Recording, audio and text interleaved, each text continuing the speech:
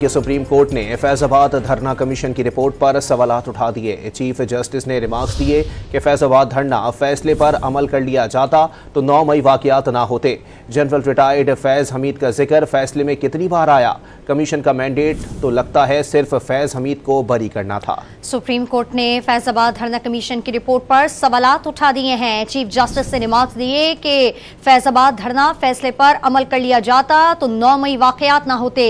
General retired Faiz Hamid का जिक्र फैसले में कितनी बार आया? कमीशन का मैंडेट तो लगता है कि सिर्फ फैज हमीद को बरी करना था। सुप्रीम कोर्ट ने फैजाबाद धरना कमीशन की रिपोर्ट पर सवालात उठा दिए हैं। फैजाबाद धरने फैसले पर अमल कर लिया जाता तो 9 मई वाकयात ना होते। मेरी राय में रिपोर्ट टर्म्स ऑफ रेफरेंस के मुताबिक नहीं है, ऐसा कहना था चीफ जस्टिस का। उन्होंने मजीद कहा कि हैरानगी की बात है कि तहरीक लब्बैक के किसी रुकन का बयान रिकॉर्ड नहीं किया गया है। जनरल रिटायर्ड फैज हमीद का जिक्र फैसले में कितनी बार आया, ऐसा कहना था चीफ जस्टिस का। अटॉर्नी जनरल की जानिब से कहा गया कि मेरी अंडरस्टैंडिंग के मुताबिक फैज हमीद ने तहरीरी जवाब भेजा है। चीफ जस्टिस ने इस्तफसार किया कि कमीशन ने फैज हमीद को तलब किया था, जिस पर चीफ जस्टिस ने मजीद ये भी कहा कि सुप्रीम कोर्ट के हवाले से आपको अपडेट कर रहे हैं कि सुप्रीम कोर्ट ने फैजाबाद धरना कमीशन की रिपोर्ट पर सवालात उठा दिए हैं। चीफ जस्टिस ने रिमार्क दिए कि फैजाबाद धरने फैसले पर अमल कर लिया जाता तो 9 मई वाकयात ना होते। उन्होंने कहा कि जनरल रिटायर्ड फैज हमीद का जिक्र फैसले में कितनी दफा आया।